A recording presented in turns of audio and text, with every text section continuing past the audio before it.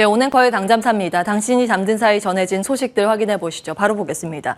최근 들어서 미국 내에서는 자신의 시장에 대해서 비관적으로 보는 시각이 팽배해지고 있습니다. JP모건 리서치 자료도 그렇고요. 뱅크 오브 아메리카 서베이 자료 결과도 그렇습니다. 그 S&P 500 지수 간밤 종가를 이쪽에 기입을 해봤는데 이 라인입니다. 지금부터 연말로 갔을 때 지금보다 연말이 더 오를 거라고 보는 응답은 5%에 불과했고요. 나머지는 다 지금보다 더 낮은 수준이라고 응답을 했습니다. 그리고 글로벌 펀드 매니저들은 2008년, 2009년 리먼 사태 여파가 있었던 그때 비관론 이후로 최대 비관론이 팽배해 있는 그런 상황입니다. 뭐 여러 가지 이슈가 있겠습니다만 당장 지금 한두 달 앞에 놓여 있는 일정은 부채 한도 일정입니다. 지난 1월 20일 당잠사에서 체크해드린 내용인데요. 그 당시에 부채 한도가 딱 끝나는 선이었는데 그거 그냥 가만히 두면 국가부도가 되기 때문에 재무부가 특별 조치해서 6월 초까지 시한을 조금 끌어줬습니다. 그 안에 여당, 야당이 좀 합의를 해서 부채 한도를 올려야 되는데 그 합의점이 아직까지는 요원한 상황입니다. 그래서 아마 그때는 이제 말씀을 드렸지만 늘 반복이 되온 것처럼 4월 특히 5월 달 되면 이 부채 한도 이슈가 잠재적인 리스크로 많이 거론이 될 거라고 말씀을 드렸기 때문에 계속해서 예의주시하셔야 할 포인트인 것 같습니다. 자, 간밤 미증시는 사실 올랐다고 보기도 그렇고 내렸다고 보기도 그렇고 거의 이제 보합 마감했다라는 표현이 맞을 것 같습니다. 전일 종가에서 크게 미동 없이 움직였는데요. 아직은 신중 모드가 자리하고 있는 상황입니다. 간밤 이제 나왔었던 실적 발표 내용들 정리를 해봤는데 은행주 실적 발표 내용입니다. 먼저 보시면 예상보다 잘 나온 건 빨간색으로 그렇지 못한 건 파란색으로 표시했는데 전반적으로 그래도 괜찮다는 걸 확인해 보실 수 있습니다. 은행주 그래도 괜찮은데 라는 그런 내용들이 자리했고요. 문제는 넷플릭스입니다. 넷플릭스가 장 마치고 실적 공개를 했는데 물론 1분기 안 나올 거라고 해서 눈높이가 많이 다운이 됐습니다. 거의 이제 1분기 매출은 실적에 충족을 했는데요. 다음 분기가 안 좋을 거라는 이제 가이던스 보수적으로 나오면서 실망 매물 출회로 현재 시간 외거래에서 한 1%가량 약세 흐름을 보이고 있습니다. 우리나라 오늘 컨텐츠주가 어떤 반응을 보일지 잠시 후에 개장 중계하면서 체크를 해보도록 하겠습니다. 자, 애플 업데이트 하겠습니다. 인도 시장 공략에 박차를 가하고 있다는 말씀 드렸는데 어제 뭄바이에서 첫 매장을 오픈했습니다. 그리고 내일은 수도 델리에서 문을 연다고 하고요. 호평이 나오면서 주가는 0.8% 상승을 했습니다. 지수 대비 아웃퍼폼을 했죠. 그리고 이 부분은 애플보다 다른 쪽에 영향을 미친 이슈인데 어제 정리해드린 내용입니다. 애플 통장 출시가 됐죠. 골드만삭스랑 손잡고 출시를 했습니다. 기존의 미국 저축 계좌 연이율보다 이 애플 통장에서 주는 연이율이 10배 이상 높기 때문에 고객 모집에 좀 용이할 것 같다라는 부분. 그래서 이제는 미국 은행이 애플과 경쟁을 해야 하는 건지도 모르겠습니다라는 이제 개인적인 의견을 말씀드렸는데요. 그러고 나서 파이낸셜 타임즈에서 이 애플 통장 때문에 중소형 그 은행들 사면 초과에 빠졌다는 보도 내용이 있었습니다. 실적이 잘 나오는 대형 은행들은 간밤 흐름이 좋았는데요. 이렇게 몸집이 작은 중소은행들은 다 빠지는 흐름 확인해 보실 수 있습니다. 엔비디아도 업데이트를 해볼까요?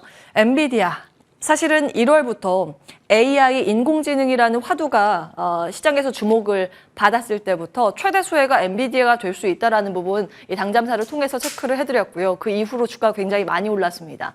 그런데 거의 유일하게 엔비디아 팔아야 된다라고 매도 의견을 냈던 HSBC도 백기를 든 것인지 눈 비비고 다시 본 모양입니다. 이번에 매수 의견으로 바로 상향 조정을 했고 목표 주가도 너무했죠. 지금 종가가 여기인데 이렇게 잡았던 걸 올렸습니다. 가격 경쟁력이 있기 때문이다라고 이야기를 했습니다. 엔비디아의 그 칩을 비싸게 팔아도 사람들은 사려고 많이 대기를 한다 이런 내용이죠. 그 호평이 나왔고요. 대표적인 칩 중에서 하나 이제 H백에는 우리나라 SK 하이닉스 메모리가 들어갑니다. 이게 고사양이기 때문에 메모리도 좋은 고사양의 메모리가 필요하기 때문인데, 근데 엔비디아 주가는 간밤 2.5%나 올랐지만 또 우리 연관이 있는 그 메모리 반도체 미국 대장주인 마이크론이 1% 빠졌기 때문에 오늘의 흐름은 어떨지는 모르겠습니다. 그 부분도 개장 중계하면서 흐름 체크를 해드릴 거고요. 자, 중국 보겠습니다. 중국 경제 지표가 정말 나오는 족족 좋죠. 어제 11시에 제가 이제 방송 진행을 할 때 속보가 나와서 자세한 내용들 그때 체크를 해드렸습니다. 실질 GDP가 원래 예상했던 게 4%였는데 공개된 건 크게 웃돈 4.5% 공개가 됐고요. 세부 내용 보면 사실 산업 생산은 예상했던 것보다 좋지는 않았습니다. 질적인 성장은 아직 좀 남아있다라는 걸 의미하지만 소매 판매가 예상을 크게 웃돌았습니다. 리오프닝 효과가 나오면서 소비자들이 지갑을 열었음을 확인해 볼 수 있습니다. 연간해서 우리나라는 화장품, 항공, 여행주, 의류, 옷 관련주까지 상승세를 시현했고요. 특히 지난 월요일에 중국 수출입 데이터 좋습니다라고 말씀을 드리면서 클리오가 이번 분기 실적 최대 매출 예상이 된다는 점 체크해 드렸는데 원래는 한 5% 넘는 약세에서 이 지표 발표되고 나서 5% 급등으로 마무리가 됐습니다. 저점 대비했을 때 장중에 10%나 뛰어오른 모습 특징적이었고요. 그리고 미 증시는 거의 미동 없이 움직이지 못했지만 유럽 증시는 간밤 다 올랐습니다. 중국 소비에 대한 기대감이 명품으로 해석이 돼서 루이비통, 모에 헤네시 같은 기업들의 강세로 지수를 견인하는 모습이었습니다. 자, 오늘 자리 옮겨서 어제 못다한 이야기 투자 전략 측면 좀 체크를 해보겠습니다. 어제 워런 버핏이 최근 TSMC 주식을 팔고 일본의 5개 상사 기업의 지분을 늘리고 있다는 부분 체크해 드렸는데요. 왜 그랬을까를 고민을 해봤을 때 두 가지를 추측해 볼 수 있습니다. 어제 말씀드린 것처럼 인플레이션 시대가 다 끝나지 않았다에 베팅을 한 걸 수도 있고요. 또 한 가지 측면, 워런 버핏도 이제 배터리에 투자를 한 것일 수도 있겠습니다. 일본 정부가 많은 예산을 들여서 핵심 광물을 안정적으로 확보하기 위한 움직임을 나타내고 있습니다. 며칠 전에 발표한 내용이고요. 자, 일본 기업의 움직임 보겠습니다. 5개 상사 기업이 나와 있는데 원래는 사실 배터리에 들어가는 전기차에 들어가는 광물 쪽에 사업이 거의 없었습니다. 그런데 대부분 5개의 기업들이 신사업으로 광물 확보 쪽에 이름을 올리고 있습니다. 미쓰비시 상사도 이 신재생 에너지 분야와 전기차 배터리 관련 신사업을 열고 있는 상황이고요. 이 중에서 비중으로 봤을 때 전체 매출에서 그 광물의 비중이 가장 높은 건 이 기업입니다. 스미모토 상사인데 그 니켈, 코발트 등의 전기차향의 광물 자원에 대한 투자 적극적으로 하고 있는 부분이 포착이 되고 있습니다. 사실 일본 기업보다 배터리 광물 하면 우리나라가 굉장히 일찍부터 빠르게 선제 대응을 해왔었던 거죠. 배터리라고 하면은 수직 계열화 측면에서 포스코그룹 그리고 에코프로그룹, LG, 삼성그룹이 일찍부터 뛰어들어서 탄탄히 그 흐름을 이어가고 있는 상황입니다. 그리고 어제 주가 흐름을 보였었던 배터리 관련주인데 장비, LFP, 소재 부품, 그리고 폐배터리, 리튬 할 것 없이 조금 더 확장적으로 보면 심지어 전기차 충전소 관련주까지요. 배터리만 붙였다 하면 시장에서 큰 폭의 시세를 내고 있습니다. 우리 시장에 주도주 한 가지만 꼽자면 배터리라는 데는 이견이 없을 겁니다. 사실 배터리라고 하면 작년 7월엔 굉장히 부진했습니다. 여러분 기억하십니까? 그때 7월 5일 당잠사 화면인데요. 에코프로 차트를 보여주면서 이런 말씀을 드렸습니다. 소위 반토막이 났었거든요. 근데 계좌를 봤을 때 배터리의 종목이 마이너스 50% 이상 찍히면 심리적으로 굉장히 힘든 그런 시기였습니다. 그런데 그때 대추 한 알이라는 시를 비유해 드렸는데요. 이 대추가 혼자 저절로 붉어질 리 없다. 그 안에 태풍 몇 개, 천둥 몇 개, 벼락 몇 개. 그 머금으면서 붉어진 대추에 대해서 말씀을 드렸습니다. 왜냐하면 전기차라는 건 미래에 오고야마는 꼭 올 수밖에 없는 산업인데 지금 그렇게 생각을 한다면 성장통일 수도 있겠다라는 부분 말씀을 드렸고 당시에 에코프로 주가가 65,000원이었는데 지금은 656,000원 어제 종가 기록했습니다. 하이먼 미스키 모델로 한번 볼까요? 만약에 하이먼 미스키 모델이 이 흐름과 궤가 같다고 본다면 에코프로가 그 당시에는 이 정도의 위치를 해 있을 겁니다. 당시 기관 투자자가 이제 매수를 했을 당시였으니까요. 그럼 지금 주도주의 단계라고 하면 대중 참여 단계 이 부분일 겁니다. 그러면 현재 이 대중 참여 단계에서 초입 구간일까요? 중간일까요? 마지막일까요? 이것은 개인 이제 판단에 따르겠지만 이 판단에 따라서 투자 전략이 또 갈리기 때문에 원론적인 부분 한번 참고해 볼 수 있도록 과거의 레포트를 오늘 좀 정리해서 마무리하고자 하는데요. 좀 오래된 자료입니다만 내용이 좋더라고요. 그래서 오늘은 그 내용을 정리해 보겠습니다. 2018년도에 DB금융투자 강영기 애널리스트의 보고 내용입니다. 주도주의 생로병사라는 제목인데 과거 주도주들의 공통된 특징을 정리해서 대응력을 높이기 위해 정리된 레포트라고 이해하시면 되겠습니다. 커버에 이 애널리스트의 코멘트가 좀 인상 깊어서 가지고 왔는데요.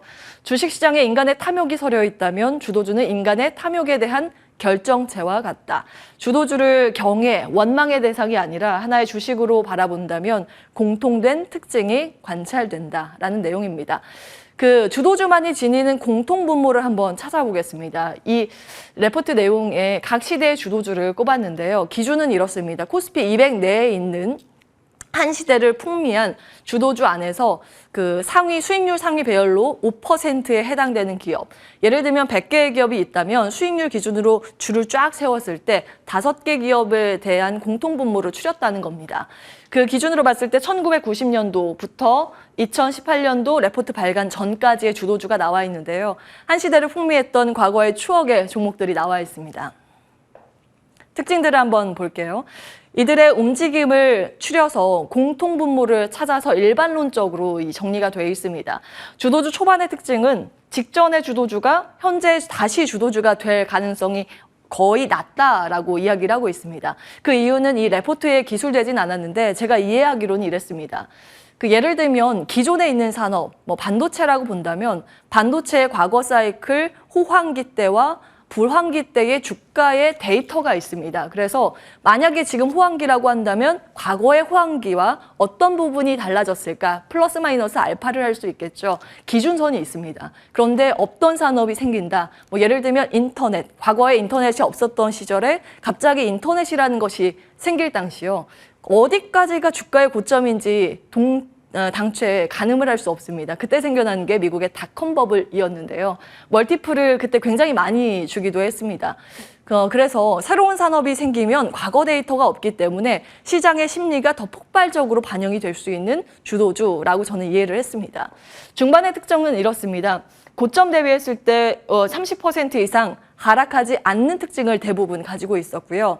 사실 이 당시에는 현재 실적이 중요하지 않다고 이야기를 하고 있습니다. 그것보다 영업이익과 매출의 증가세, 성장세만 확인이 된다면 이 주도주의 영역에서 계속 이어간 그런 흐름이 나왔다고 과거 패턴에선 그랬고요. 주도주 후반의 특징은 이렇습니다. 최대 PER, 최대 상승률, 최대 상승 일수 등 제각각인 흐름들. 그러나 상승 속도가 빠르고 하락 속도가 느려서 이 구간에서 충분히 엑시트할 수 있는, 매도를 할 수 있는 그 구간이, 기회가 있다라고 이야기를 하고 있습니다. 투자 전략 측면에서 정리를 좀 해볼 텐데요. 지금 1번보다 이 아랫부분이 중요하기 때문에 아랫부분 위주로 좀 체크를 해보겠습니다. 주도주가 뚜렷해지면 오히려 투자 비중을 늘려야 한다고 이야기를 하고 있습니다. 만약에 지금 배터리가 여기에 해당이 된다면 지금 겁먹을 게 아니라 투자 포지션 추가 매수를 해야 된다라는 그런 이야기인데요. 그 근거는 모멘텀이 상위 5%를 계속 유지를 하면서 고점 대비했을 때 주가가 30% 넘게 빠지지 않고 동시에 만약에 그 단기 조정이 있다가 올라갈 때 그 직전 고점을 돌파할 때는 꼭 거래량이 수반이 돼야 된다. 거래량이 증가되면서 올라가야 된다는 이야기를 하고 있습니다. 그런데 이제 엑시트할 때 이 부분을 어떻게 좀 봐야 하는가가 고민이 될 텐데요. 주도주의 10주 이동평균선과 40주의 이동평균선이 교차하면, 즉 역배열 사인이라고 데드크로스라고 하잖아요. 이게 바뀌면 매도하는 전략이 유효하다고 이야기를 하고 있습니다. 근데 이 레포트에서도 예외적인 측면들 같이 분석을 하고 있거든요. 예를 들면 SK하이닉스나 현대미포조선이 예외 사항이었습니다. 이렇게 데드크로스가 나오고 이후에 다시 주도주로 등극을 한 바가 있기 때문에 이 레포트를 그대로 적용해서 다 이제 반영을 시켜서 고민을 하셔라라는 개념보다 지금 망망대해에서 어디로 갈지 당최 흐름을 모르겠다 하시는 분들은 참고 정도 하시면 좋을 것 같습니다. 오늘 거의 당잠사였습니다.